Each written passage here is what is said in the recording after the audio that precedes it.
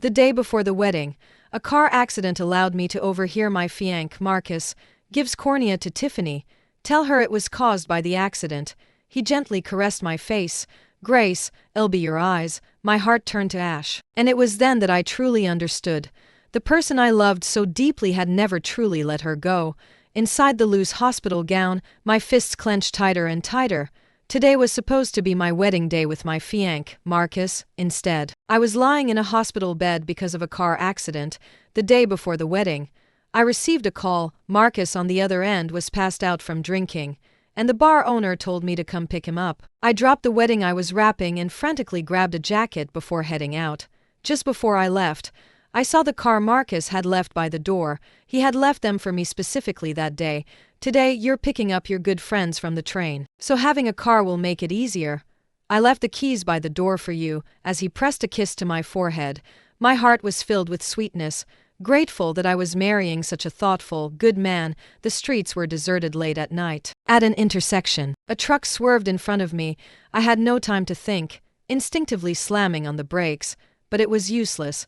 I had a car accident. Marcus quickly arrived at the hospital, seeing me covered in blood. He sobered up significantly. Where's Michael? Get over here. Michael was a university classmate of ours, now a renowned surgeon at this hospital. I was pushed into the operating room. Though I couldn't open my eyes, I had some vague consciousness. I really wanted to comfort Marcus, to tell him not to worry, that I was fine. My fingers twitched faintly, but Marcus didn't see it. Michael, begin. I heard Marcus's voice ring out. Are you sure you want to do this? If you really give Grace's cornea to Tiffany, she'll be blind for the rest of her life. My heart began to pound. Cornea. What? Yes, I'm sure. Grace and I are getting married. I'll take care of her from now on, but is different. She's a painter. She can't lose her eyes. What's the difference between that and taking her life? A tear welled up from my eye. I used all my strength, trying to open my eyes. I arranged this car accident specifically to transplant a cornea for Tiffany. Don't try to dissuade me. Can you bear to watch Tiffany continue to break down? This is what I owe Tiffany. Michael didn't continue the conversation. I felt a warm palm rest on my face. Don't be afraid, Grace. From now on, it'll be your eyes. After a long time, I opened my sore eyes. All I saw was darkness. My tears streamed down uncontrollably. Grace. Grace, you're awake? Marcus hurried to my side, carefully wiping away my tears. Grace, I'm sorry. The doctor said your eyes might not be able to see. He lowered his head, guilt evident, then realized I couldn't see his expression and gently held my hand. Grace, don't be afraid. I won't resent you. It'll be your eyes from now on, and our wedding will be postponed. Listening to his familiar voice, I felt a wave of nausea. He and Tiffany had taken my eyes, and now he expected me to be grateful. Tiffany was Marcus's first. I had always known that recording he had carved into a vinyl. I had accidentally heard it once. A young girl's delicate voice firmly promising a future. My heart sank. I ran to Michael for an answer. For something to be so cherished, Tiffany must have been incredibly important to Marcus. Tiffany was Marcus's first love. She broke up with him abruptly for a study opportunity abroad. Michael told me casually. In his words, Tiffany was the betrayer in that relationship. I didn't dwell on the past, simply considering it a youthful memory for Marcus, until news of Tiffany came back to someone had splashed an irritant liquid on her at her art exhibition, causing her to lose her sight. She was a painter, so the importance of her eyes was self-evident. Marcus knew it too. For days, he was distraught, staring blankly at the newspaper with the superstar's downfall headline. I brought him a cup of herbal. It's okay, Marcus. Haven't the bad guys been brought to justice? My intention was to comfort him, but he grabbed my neck, his eyes bloodshot. It's okay? How can you be so nonchalant? Those were a painter's eyes. It was the first time he had an emotional in front of me, and it was for another woman. Tears sprang from my eyes as he choked me, and I desperately slapped his hand. I'm sorry, Grace. I got too emotional. I haven't been resting well these past few days. He held me in his arms, coaxing me. The on my neck felt hot. The first time I saw Tiffany was at Marcus's company. The building was dark, with only a faint light coming from Marcus's office. Tiffany was in Marcus's arms, her sobs uncontrollable. Is this the life you wanted when you left me? Marcus's voice was choked with emotion, his eyes filled with unconcealed pain. I'm sorry, Marcus. I can't see now. I'm useless. Tiffany didn't finish her sentence before Marcus silenced her with a kiss. Do you still want me? Tiffany spoke almost humbly.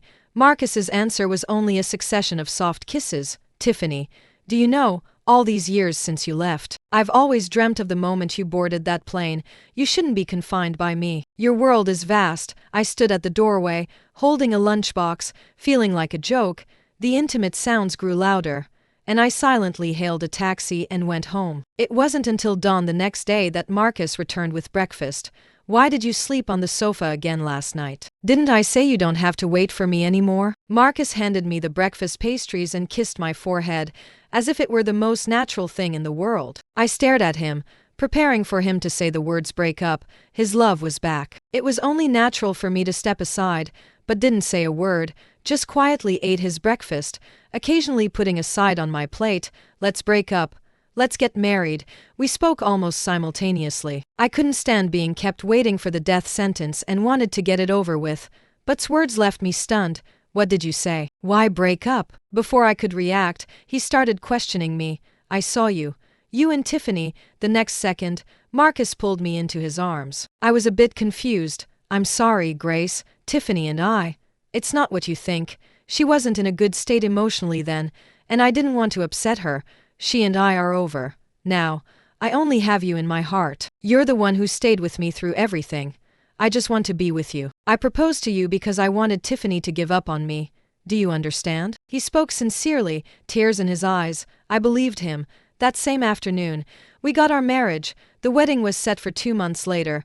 Those days, I was busy preparing for the wedding, and Marcus was also swamped with work, often spending the night at the company. This is so I can hand over all my work before the wedding, then take you on our honeymoon after we're married. My friends around me envied me for finding such a good man who could make money and take care of his family, but I never imagined I was marrying a devil who would drag me into the abyss.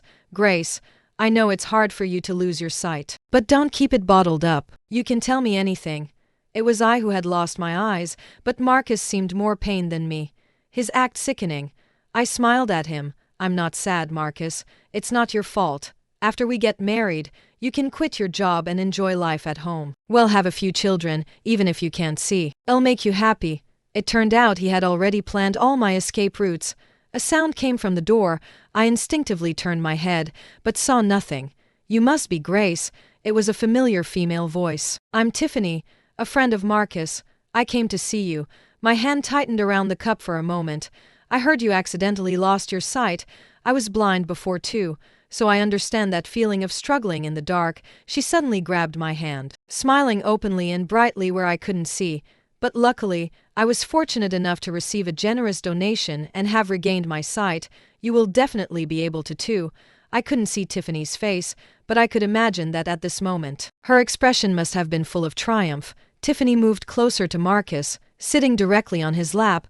What are you doing? I could hear Marcus's hushed whisper, followed by the sound of fabric rubbing.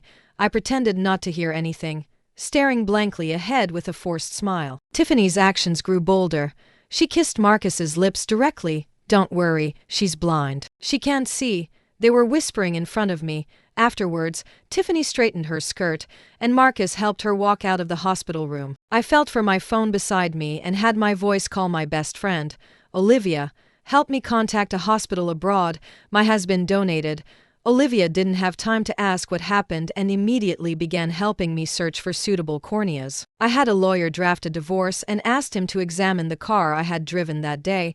As expected, the brakes had been tampered with by Marcus. Holding the repair in my hand, for a moment, I didn't know whether to call Marcus heartless or overly devoted. To restore Tiffany's sight, he didn't hesitate to use my life as the price. My wedding with Marcus was postponed for a week. Because of my eye issue, Marcus specially invited Tiffany to be my bridesmaid, and she even stayed at my house. Tiffany has experience with blindness. It will be more convenient to have her help you on the wedding day.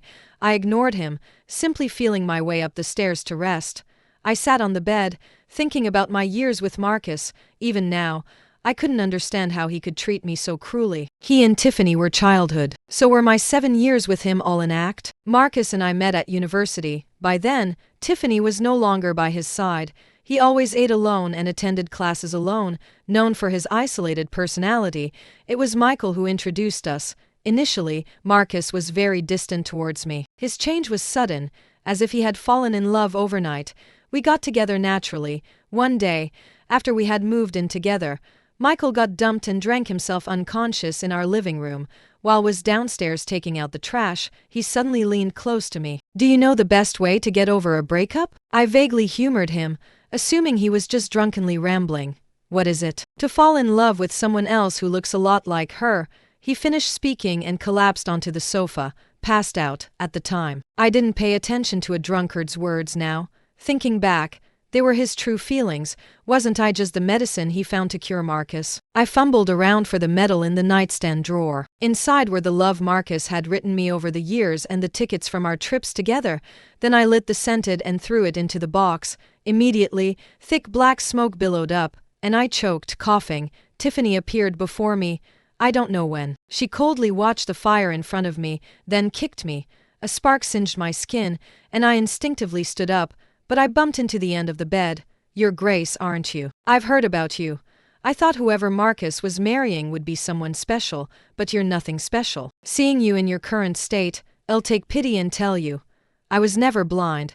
I just didn't expect Marcus to actually make a name for himself in the and wanted to see how I'd react when I returned. Thankfully, he didn't disappoint me." Tiffany looked down at me, her cold hand patting my face. "Do you know, ever since I came back to the Marcus and I have been checking into hotels. He proposed to you just so Yao'd sign the cornea donation agreement. Every day after your engagement, he was in my bed, whenever I beckoned. As for your eyes, well, too bad. Who told you to be conveniently by Marcus's side? It's more valuable helping me than staying in your eye sockets. From now on, just live like a princess in this exquisite house, Marcus. I'll take good care of him for you." My emotions surged, and I lunged towards Tiffany. "Grace, what are you doing?" It was Marcus's voice. The next second, a stinging slap landed on my face. I turned my head away, able to imagine my disheveled appearance without even seeing it. "Marcus, I just wanted to see why there was black smoke in the bedroom. I was worried about Grace's safety. Since she can't see, but I didn't expect her to misunderstand you and me." Tiffany sobbed, throwing herself into Marcus's arms, sounding incredibly wronged. Marcus peered at the ashes by the bed, not even realizing they were the love he had written to me. "You can't see now, so you don't know what's going on, do you? Stop causing trouble for everyone. Will you be satisfied if you burn the house down? How many times have I told you? Tiffany is my friend. She's here to help us with the wedding. Can't you stop being so suspicious?" Marcus's accusations came one after another.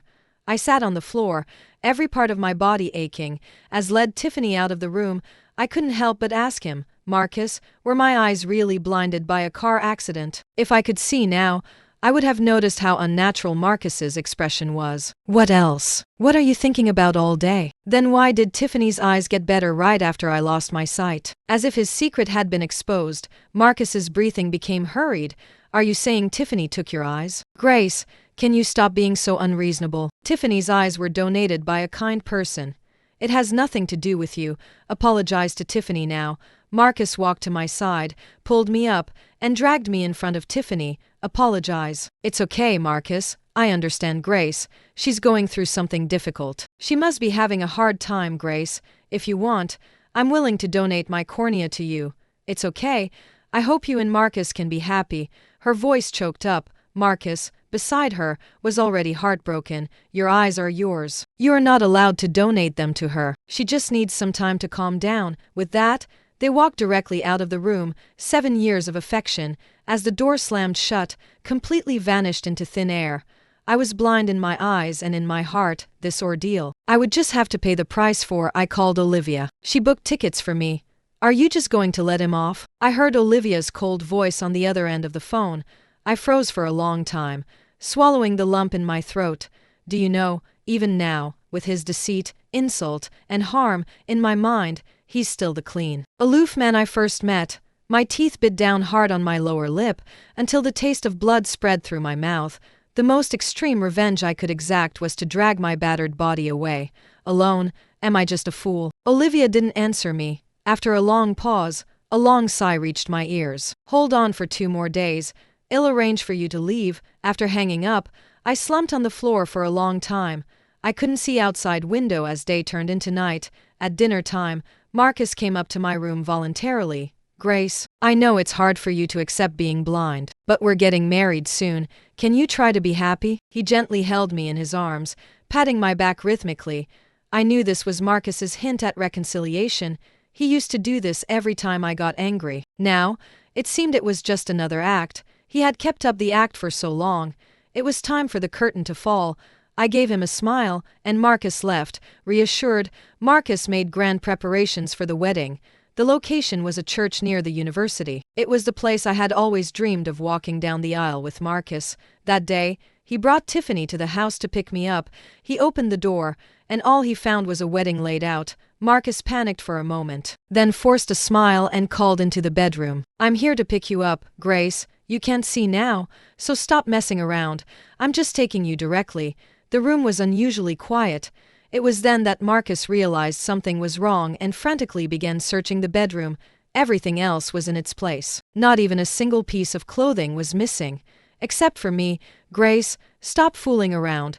Don't hurt yourself. He raised his voice, but the only response was a dead silence. Grace, stop this, please. Everyone is waiting for you. He began to lose control. Tiffany, beside him, instinctively tried to pull him back but was violently shaken off. Grace, we're going to miss the ceremony. Didn't you always want to marry me? His voice began to choke, betraying a subtle panic. Meanwhile, I was already boarding the plane with the assistance of the flight crew. Marcus slumped on the stairs, defeated.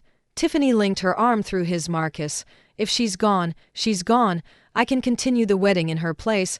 We can't let the Jiang family become a laughingstock. Besides, we were always in love. This bride should have been me. Marcus stared blankly ahead, as if deep in thought. Grace can't see. Where could she go? What if she gets hurt? Did she find out something? Grace loves me so much. She wouldn't leave me easily. Perhaps my attitude these past few days had been too unusual. Compared to the happy days of wedding preparation, I seemed like a completely different person. Before, Marcus had just thought I hadn't emerged from the shadow of blindness, but now, looking at the empty room, it was as if some answer was about to burst forth. I told her that you took her cornea for me. Tiffany linked her arm through Marcus's, saying the coldest words in the gentlest tone. I know you feel guilty towards her, but love is uncontrollable. Marcus, I can't accept you marrying her, not even as compensation. Tiffany spoke movingly. If it had been the Marcus of old, he would have been incredibly touched. Almost the second he heard her voice, Marcus's face turned cold. What did you say? His hand gripped Tiffany's neck tightly, his eyes turning bloodshot. That was already given to you. Why did you tell Grace? Do you know how much that hurts her? So had understood everything in his heart, yet still chose to hurt me without hesitation. A flicker of disbelief crossed Tiffany's eyes, then she burst into mocking laughter. I know, but Marcus, Grace's cornea, didn't you personally offer it up? Why are you acting like a good person now? Marcus's expression turned grim. He stared intently at Tiffany. The two who were lovey-dovey yesterday now looked like enemies. If anything happens to Grace, I won't let you off. After throwing out this harsh remark, Marcus had someone restrain Tiffany and walked straight out of the hall. He began frantically dialing my phone, but the only response was the silent hum of the dial tone. He drove to my company, calling each of my friends, but couldn't find a trace of me. Marcus's anxiety grew stronger and stronger. A schedule in his inbox made his heart completely sink. It was the divorce I had set up before I left, my name already firmly signed on it. Marcus sat in his car, rereading the email many times. Aside from the cold legal clauses, it left him not a single word, not even a curse. No, that's not possible. Grace loves me so much. She wouldn't leave me. We're about to get married. Our life has just begun. She promised she'd be with me for many years. His emotions completely broke down. He cried uncontrollably, while the cars behind him urged him to leave, but Marcus was submerged in his grief, unable to extricate himself. Meanwhile, I was sitting in the examination Olivia had arranged for me. We can only wait to see if there's a suitable cornea. I felt Olivia's warm hand on my shoulder. Having been blind for so long, I had grown accustomed to the darkness. I smiled at Olivia, a genuine smile from the heart. When my cornea was first taken, I was completely broken, feeling that the worst thing was Marcus's betrayal now. Thinking about it, I had emerged from the mud of the past. The remaining time, besides waiting, I could do so many things. Who's to say this isn't a new beginning? Olivia and I opened a flower together. She's a doctor who chose to study abroad after graduation to help me recover. Olivia made me nutritious meals in different ways every day. I don't know how that jerk took care of you. Not only can't you see, but you're as thin as a rail. I smiled and swallowed the chicken, and though I couldn't see Olivia's expression, I could imagine her looking disappointed, as she did years ago when I saw her off abroad. Are you really not coming with me? I waved my hand, holding back tears of farewell. That year, Olivia and I both received university offers from abroad, but Marcus's company had just started, and I couldn't bear to leave him. So I chose to stay, blindly in love. She called me that last phrase, and I immediately forgot it. I never imagined that years later, we would reunite like this in a foreign country, because I couldn't see. I was a bit slow at making bouquets, sometimes even mixing in some mystery boxes. A foreign student frequently visited my small shop, perhaps because he was also blind. He bought a bouquet of tulips almost every day. Do you have tulips today? A familiar voice echoed in my ears. I had already prepared them and handed them to him.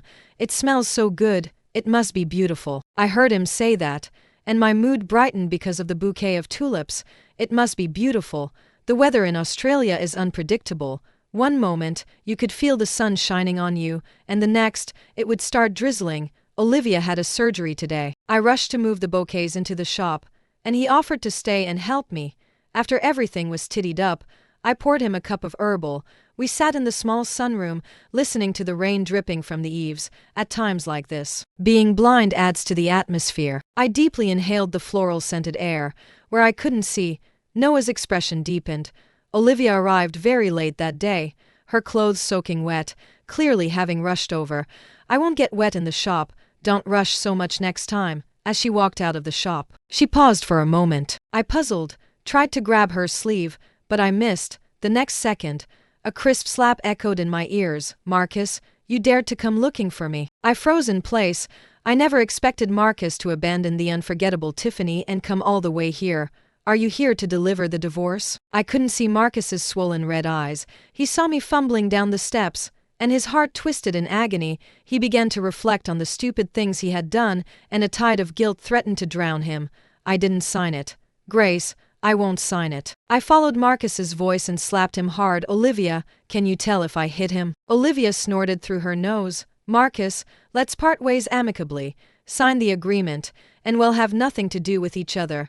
Marcus frantically pulled me into his arms, his tears dripping down my neck. It felt a little disgusting. Grace, I was wrong. I always thought Tiffany was the one I couldn't have.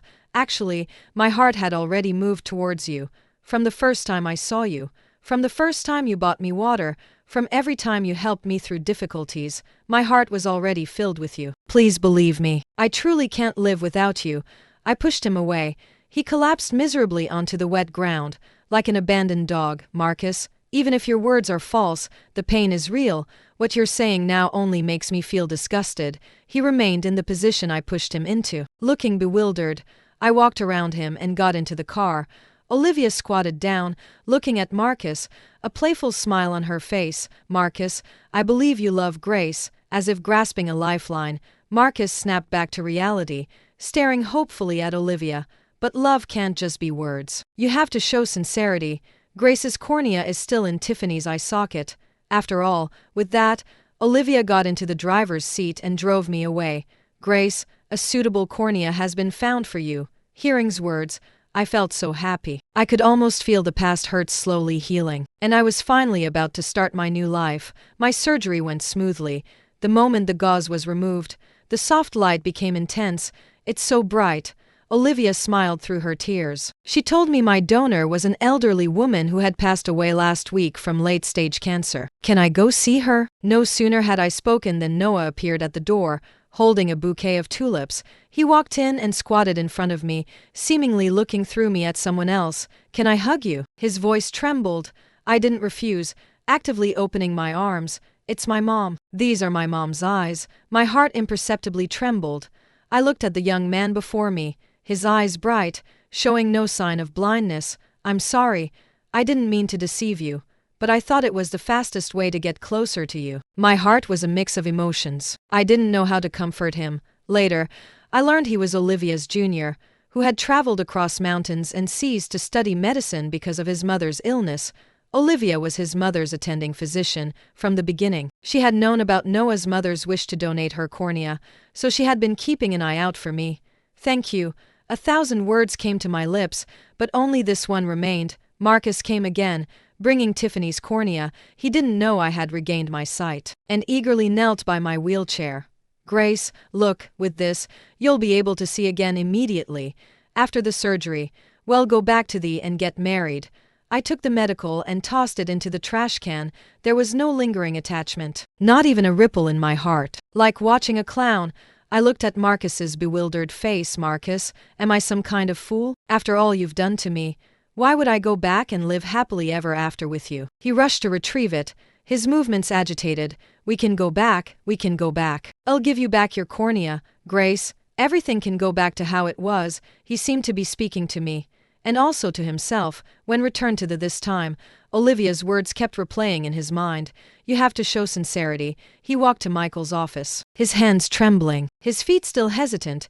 He didn't know if taking back the cornea was the right or wrong thing to do, but then he heard Tiffany and Michael talking inside. You were never blind. I've already done Grace a great disservice by keeping this a secret for you. I can't hurt her any further. Michael, are you not helping me either? You two used to not be like this. Tiffany cried terribly, but Marcus's heart grew colder and colder. What is Grace to you? Why does she get to monopolize Marcus's heart? Marcus's heart can only hold me. Her desperate cries didn't get a response from Michael, so her tone softened. Michael, I know you like me too. As long as you help me, I'm willing to do anything. You know I've been struggling more and more abroad. If I don't find an excuse, what will the media write about me? That I've lost my creative spark? I don't want to live like that. You love me, and you want me to do well, right? Grace only lost her eyes, but what you hold in your hands is my happiness for the rest of my life. Michael, Marcus heard the increasingly intimate sounds from inside, and his fists clenched tighter and tighter. He broke down and ran to his car, his fists nearly smashing the steering. So was never blind to begin with. This was all a play she directed herself, and Michael was her accomplice and himself. Marcus's heart pounded. He was the executioner, who personally accepted the knife Tiffany handed him, then mercilessly plunged it into Grace's chest. Marcus called his assistant, contacted another doctor, and had Tiffany's cornea removed. He couldn't hear Tiffany's heart-wrenching screams, nor could he see her desperate pleas. Superstar's downfall. This is it. He stood in front of Tiffany, holding her eyes. His smile was chilling.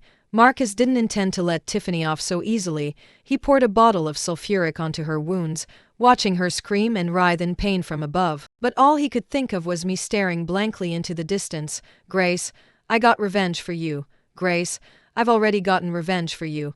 Please forgive me. I coldly watched Marcus, who was now begging like a dog before me. It was the first time I had ever seen him like this. It turned out he could also be heartbroken and suffer from losing someone he loved. I know that jerk already told you.